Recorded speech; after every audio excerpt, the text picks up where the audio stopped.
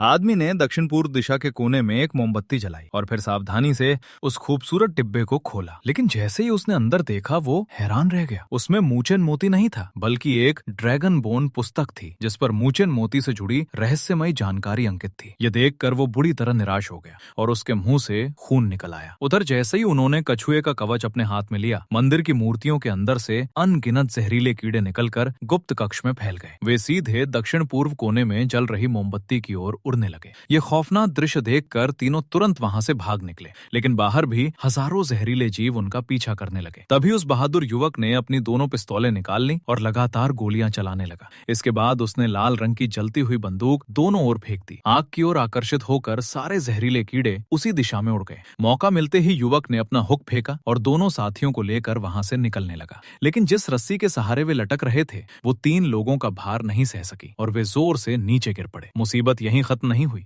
गिरते समय एक साथी का पैर बुरी तरह घायल हो गया। गुरु ने उसे बचाने के लिए युवक से पहले आगे बढ़ने को कहा और खुद घायल साथी की मदद करने दौड़ पड़े। जैसे ही गुरु ने उसे बचाया, एक भयानक जीव ने उन पर हमला कर दिया। युवक ने तुरंत हुक फेंका और दोनों को खींचकर बचाने की कोशिश की। इसी दौरान उसका एक हाथ बुरी तरह कट गया। असहनीय दर्द के बावजूद उसने हिम्मत नहीं हारी। उसने गुरु को ऊपर सुरक्षित जगह पहुंचा दिया और फिर दोनों साथियों को उसी रास्ते से बाहर निकाल लिया। लेकिन जमीन पर फैला खून पी चुका वो भयानक जीव उनका पीछा छोड़ने को तैयार नहीं था। उसने अचानक फर्श तोड़ दिया और उनकी ओर झपट पड़ा। तभी युवक ने अपनी रहस्यमयी जेड व्हील सक्रिय कर दी। पहिया तेजी से घूमने लगा और उससे बारीक रेत का तेज तूफान निकल पड़ा। देखते ही देखते उस रेत ने सारे जहरीले कीड़ों को ढक दिया और उनका खतरा हमेशा के लिए खत्म हो गया। आखिरकार युवक अपने साथियों को सुरक्षित स्थान तक ले आया। गुरु ने भावुक होकर उससे आखिरी बार विदा ली। गंभीर चोटों और अत्यधिक खून बह जाने के कारण युवक की सांसें थमने लगी। अंत में उसने अपना एक हाथ हमेशा के लिए खो दिया। दूसरी ओर पुस्तक में लिखे रहस्यमयी संदेश को कोई भी समझ नहीं पाया। इस असफलता और उलझन के कारण वो अपने पिता के साथ विदेश चला गया, जहां उसने